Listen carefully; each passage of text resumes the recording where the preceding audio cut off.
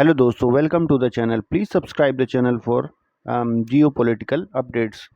Bangladeshi PM Mohammad Yunus आखिरकार China से loan मांगने पहुंच ही गया। जी हाँ, वो इस समय चाइना के दौरे पर हैं।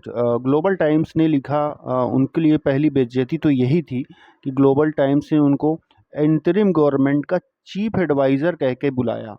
और बांग्लादेश के जो पीएम है वो कहीं ना कहीं लोन के लिए गए थे, लेकिन चाइना ने कहा कि भाई इंटरेस्ट तो हम कर सकते हैं, थोड़ा बहुत कम, इतना ही निगोशिएट कर सकते हैं। बहरहाल 9 एग्रीमेंट्स पर साइन हुए हैं। हालांकि उन एग्रीमेंट्स का कोई मतलब नहीं। अगर बात की जाए तो एक एग्रीमेंट जो है मोंगला पोर्ट और चिटगांव पोर्ट, जो कि कहीं ना कहीं भारत पर दबाव बनाने के लिए बांग्लादेश चाइना से एग्रीमेंट करके कहीं ना कहीं उसको एक बेच सकता है, जैसे कराची पोर्ट को पाकिस्तान ने बेच रखा है।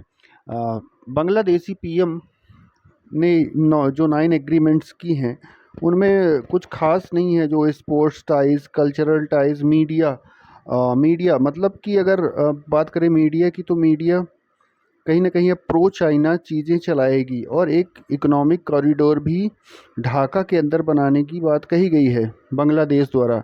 पर चाइना बिलीव नहीं करता। चाइना जानता है कि हम सीपीईसी, जो कि पाकिस्तान चाइना इकोनॉमिक कॉरिडोर में हमारा ऑलरेडी बहुत पैसा फंस चुका है। तो हम जानते हैं कि चाइना समझता है कि बांग्लादेश जैसी अस्थिर कंट्री में, जहाँ कभी भी मिलिट्री कू हो सकता है या कि कोई गवर्नमेंट चेंज हो सकती है, तो उनके साथ कोई खास बातचीत करने का मतलब नहीं बनता है। तो कहीं ना कहीं ज़्यादा कुछ बांग्लादेश के लिए, जो कि कहीं ना कहीं लोन के लिए गए थे, तो कुछ खास उम्मीदें नहीं रखनी चाहिए चाइना से।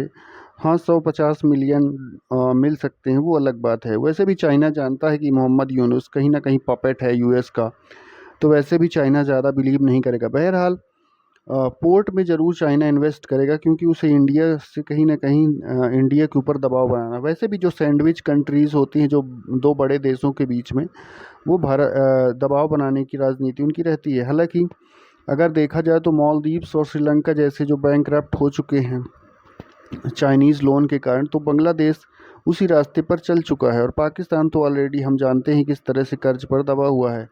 बहरहाल जो भी हो, शेख हसीना भी इसके पहले गई थी चाइनीज़ विजिट में लोन के लिए, लेकिन चाइना ने मात्र $100 मिलियन ही देने का वादा किया था, जिससे वहाँ से चली आई। जय हिंद दोस्तों।